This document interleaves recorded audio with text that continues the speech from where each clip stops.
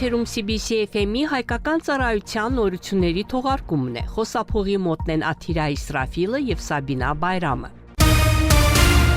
Ադրբեջանի Հանրապետության նախագահ Իլհամ Ալիևը ուղերձ է հղել Իսրայելի նախագահ Իսահակ Հերցոգին։ Ուղերձում Իլհամ Ալիևը շնորհավորել է Իսահակ Հերցոգին եւ Իսրայելի ժողովրդին երկրի ազգային տոնի անկախության օրվա կապակցությամբ։ Իլհամ Ալիևը նշել է, որ Ադրբեջանի եւ Իսրայելի միջև բարեկամական հարաբերությունների եւ համագործակցության բարձր մակարդակը մեր ժողովուրդների միջև պատմական կապերի եւ փոխադարձ հարգանքի վառ արտահայտությունն է։ Պետության ղեկավարը ընդգծել է, որ Ադրբեջանը հատուկ նշանակություն է տալիս Իսրայելի իր մտերիմ բարեկամի եւ հուսալի գործընկերոջ հետ համագործակցության ընդլայնմանը։ Իլհամ Ալիևը նշել է, որ մեր երկրները արդյունավետորեն փոխգործակցում են այնպիսի ոլորտներում, ինչպիսիք են տնտեսությունը, առևտուրը, պաշտպանությունը, հումանիտար եւ այլ ոլորտները։ Նախագահը վստահություն է հայտնել, որ համատեղ ջանքերի շնորհիվ մեր երկրների միջև ավանդական բարեկամական հարաբերությունը եւ փոխշահավետ համագործակցությունը կշարունակեն զարգանալ եւ ամրապնդվել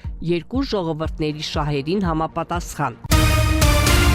Ադրբեջանի նախագահ Իլհամ Ալիևը այսօր այցելել է Սումգայիթի քիմիական արդյունաբերության պարկ, որտեղ մասնակցել է Քարտաշ քիմիա, ԱՊՇ շինարարական քիմիական գործարանի եւ Astex Import-ի Iveco բեռնատարների եւ հատուկ նշանակության տրանսպորտային միջոցների արտադրության գործարանի բացմանը։ Նախ տեղի ունեցել շինարարական քիմիական նյութերի գործարանի Քարտաշ քիմիայի բացումը։ Տնտեսության նախարար Միխայել Ջապարովը պետության ղեկավարին տեղեկացրել է մեր երկրի արդյունաբերական կոդինների եւ Սումգայիթի քիմիական արդյունաբերության պարկի գործունեության մասին։ Ներկայումս Ադրբեջանում գործում է 9 արդյունաբերական պարկ եւ 4 արդյունաբերական շրջան։ Սումգայիթի քիմիական արդյունաբերության պարկը, որը ստեղծվել է Ադրբեջանի նախագահի 2011 թվականի հրամանակրով, մեր երկրի առաջին արդյունաբերական պարկն է եւ ամենամեծը հարավային Կովկասում։ Շինարարական քիմիական նյութերի գործարանի հետ կապված հաղորդվել է, որ Քարտաշ քիմիան Սումգայիթի քիմիական արդյունաբերական պարկի բնակչի կարգավիճակ է ստացել 2022 թվականի հուլիսին։ Գործարանի կառուցման համար հատկացվել է 2.5 հեկտար տարածք, որի հիմքը դրվել է պետության ղեկավարի կողմից 2023 թվականին։ Այստեղ կարտադրվեն 4 ցեմենտի հիմքով խառնուրդներ, ջրամեկուսիչ նյութեր եւ հատակի ծածկույթի նյութեր, ցեմենտի հղկող հավելանյութեր, բետոնի հավելանյութեր եւ բետոնի հիմնական հումք։ Այժմ գործարանում աշխատում է 102 մարդ, հաջորդ փուլում նախատեսվում է աշխատագիտների թիվը հասցնել 245-ի։ Մենք կտրականապես մերժում ենք Եվրոպայի խորհրդի մարդու իրավունքների հանձնակատար Մայքլ Օֆլահերթիի ապրիլի 29-ին արված անընդունելի, անհիմն եւ կողմնակալ հայտարարությունը, որը վերաբերվում է Ադրբեջանում ընթացող որոշ հետաքրքրություններին եւ ոչ վաղուց կայացված դատական որոշումներին։ Այս մասին հայտարարել է արտաքին գործերի նախարարության մամլեք արտուղար Այխան Հաջեզադեի մեկնաբանության մեջ։ Նշված հայտարարությունը եւս մեկ անհաջող փորձ է միջամտելու Ադրբեջանի ներքին գործերին եւ ընթացող դատական գործընթացներին։ Ադրբեջանի Հանրապետությունում մարդու բոլոր իրավունքներն ու ազատությունները ապահովվում են ազգային օրենսդրությանը եւ միջազգային պարտավորություններին համապատասխան։ Դրան զուգահեռ իրավունքներն ու ազատությունները պաշտպանվում են երկրում գործող անկախ դատական ինստիտուտների կողմից, ընդգծել է Այխան Հաջեզադեն։ Նա նշել է, որ Ադրբեջանի կողմից իր ինքնիշխան տարածքում օրենքի գերակայության երաշխիքը չի նշանակում, որ որոշակի անձանց կտրվեն որևէ հատուկ արտոնություններ իրենց մասնագիտական գործունեության հետ կապված, ինչպես նաև չի ազատում դրանց ազգային օրենսդրությունը պահպանելու պահանջից։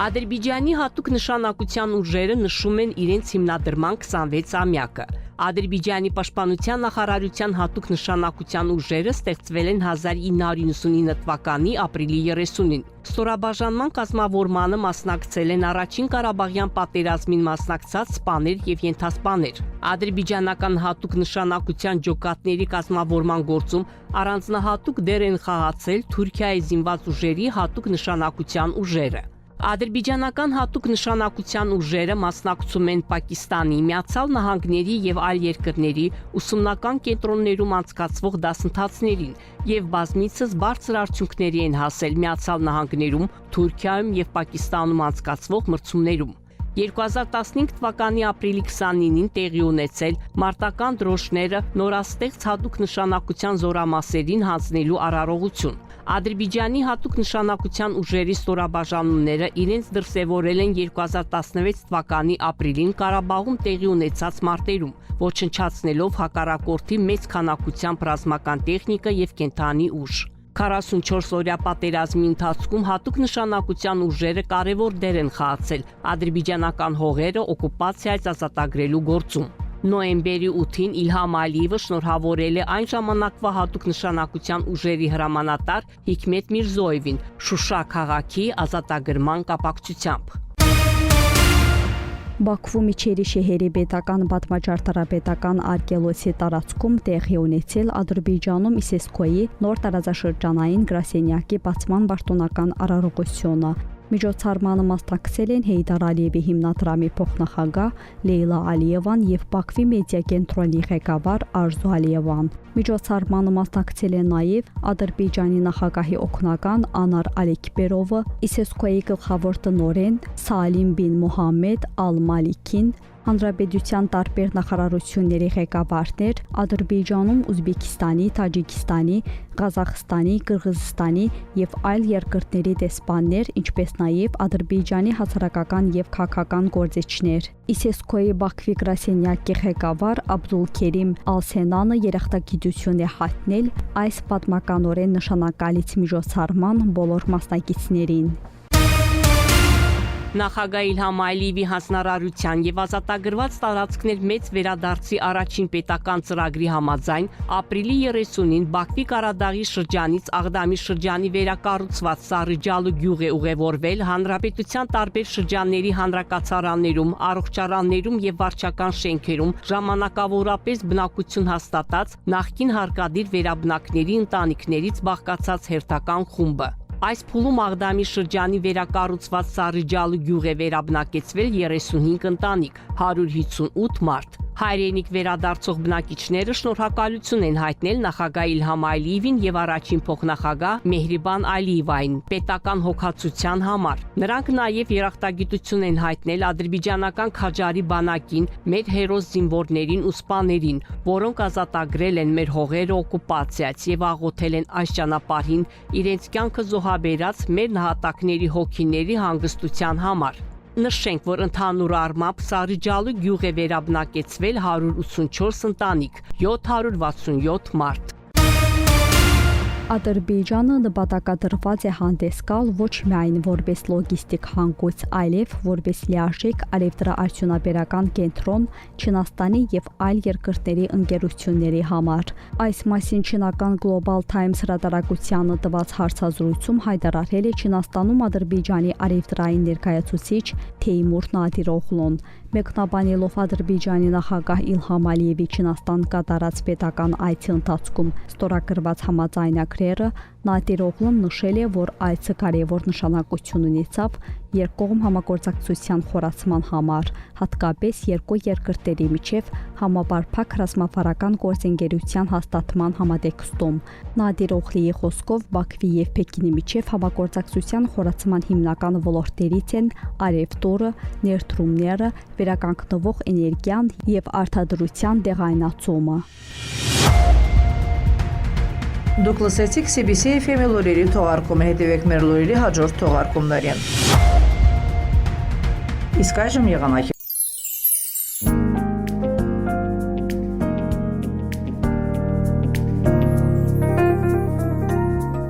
Բաքվում եւ Ավշոնե թերակղզում սպասում է հիմնականում առանց ձեղումների եղանակ քամին հարավ-արևելյան օդի ջերմաստիճանը գիշերը կկազմի 10-12, ցերեկը 13-17 աստիճան տաքություն։ Ադրբեջանի շրջաններում սպասում է անձրևոտ, որոշ վայրերում ամպրոպային եղանակ։ Առանձին վայրերում հնարավոր են ուժեղ անձրևներ, որոշ վայրերում մառախող։ Առանձին վայրերում ժամանակ առ ժամանակ ուժեղանա արևմտյան չափավոր քամին։ Օդի ջերմաստիճանը գիշերը կկազմի 10-14, ցերեկը 15-17, լեռներում գիշերը 5-7, ցերեկը 7-11 աստիճան տաքություն։ տաքություն։ Շուշայում, Խոջալույում, Խոջավենդում, Խանքենդիում սպասվում է 3-12, Աղդամում, Ֆիզուլիում 8-14, Ջեբրայիլում, Զանգիլանում, Գուբատլիում 7-12, Սլաչին եւ Քելբաջարում 4-11 աստիճան տաքություն։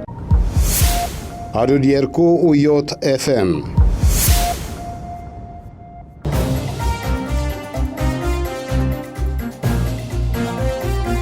Եթերում CBC FM ռադիոկայանի հայկական ծառայությունն է։ Շարունակում ենք մեր հաղորդումները։ Այժմ ձեր ուշադրությանն ենք ներկայացնում Գյուլնար Ղարաբաղլու հայաստանյան իրողություններին նվիրված հաղորդաշարը։ Հայաստանում մարդկանց սոցիալական վիճակը անտանելի է դարձել։ Երկրի քաղաքացիները խեղդվում են բազմաթիվ խնդիրների մեջ։ Հազարավոր ընտանիքներ այսօր էլ ապրում են կիսաքանդ ու վթարային տներում, կենցաղային պայմաններից զուրկ, ծայրահեղ ծանր պայմաններում։ Շենգավեթի վարչական շրջանում գտնվող վագոն տնակում անմարդկային պայմաններում են ապրում 4 անչափահասները տատի հետ։ Ջուրը ամբողջովին միշտ է լցվում, եթե կոյողա ջուրը բարձրանում է, լցվում է մեր հարևանի տնով, գալի լցվում է մեր տունը։ Այս էլ երկրորդ, երրորդ դեպքն է, մենք դիմում ենք, մեզ ոչ մեկ չի օգնում, ձեռ չեն բերում։ Այստեղ անհնար է ապրելը։ Մենք ամբողջ գիշերը ջուր ենք կրճել, թափել են, մինչև ժամը 12-ը 1-ը։ Համ ջուրն է մաքրել, համ էլ այդ կոյողա ջուրը, որ նստել քաշելա պոլտակը խոնավություն։ Հիմա այս խալիները սաղ ջուրա։ Հիմա էլ ջուրա հանեկցել եմ դուսը ամբողջ տեղաշորներով հետ, հանե թափել եմ, էսի նոր ինչ որ ամեքը մի հատ աշխատանքի տեղից իմ աշխատակիցները օգնել են, տվել են, նորից բերել եմ։ Իսկ այս շորերը մնացել է սաղ ցեխի մեջ, ձեռքով լվացել եմ, փռել եմ, մաքրել եմ, որ գոյնե երեխեքը հագնելու բան ունենան։ Վարսիկ տատիկի խոսքով թորները գիշերը անցկացրել են հարևանի տանը, մինչև իրենք մաքրեն տնակ լցված կեղտոտ ջուրը եւ գարշահոտը ցրվի։ Հետո տատիկը վառում է վառարանը, որ հատակը մի քիչ չորանա, քանզի հնարավոր չէ ապրել կեղտի ու ջրի մեջ։ Այդ ջուրն է տաքացնում է, որ սենց կան երեխեքին միշտ լողացնեմ, մաքրեմ, այս ջուրով պեչքի վրա եմ անում ամեն ինչը, որ այդ կեղտաջրերը դուրս գա, ահա որ գարշահոտից պրծենք, չէ, հնարավոր չի որ պրծնեն գարշահոտից, որովհետև այս պոլիտակերը նայում եք, սենց պահել եմ, սաղ բացա ջրերը այսպես գալիս է, այսպես։ Սաղ այս վիճակն է, ջրերը լրիվ լցվում, գնում է։ Վարսիկ տատը նշում է, որ նման վիճակում է գտնվում ոչ միայն իրենց տնակը, տարածքում գտնվող բոլոր տնակները անձրևից հետո նման աղետալի վիճակում են հայտնվում։ Տնից դուրս գալ անհնար է, ջուրը դատարկել եմ տնից դուրս, ահա որ վիճակ, չեք պատկերացնի, թե ինչ է կատարվում։ Ջուրը ընդեղից գալիս է, լցվում է, դե այն կանալը արդեն լցվում է, կանալից այնյանը արդեն տեղ չունի, սենց հավաքում գալիս է, լցվում է ըստեղ։ Ըստեղից էլ արդեն տուն է լցվում, դոմիկի տակը լրիվ ջուր, քաշմա լրիվ տակը։ Մի 2 տարուց հետո բավշե է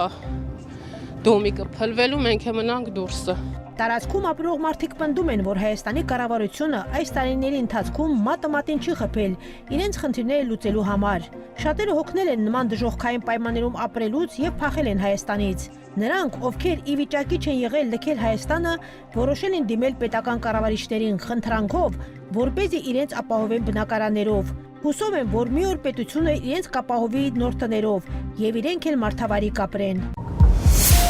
102.7 FM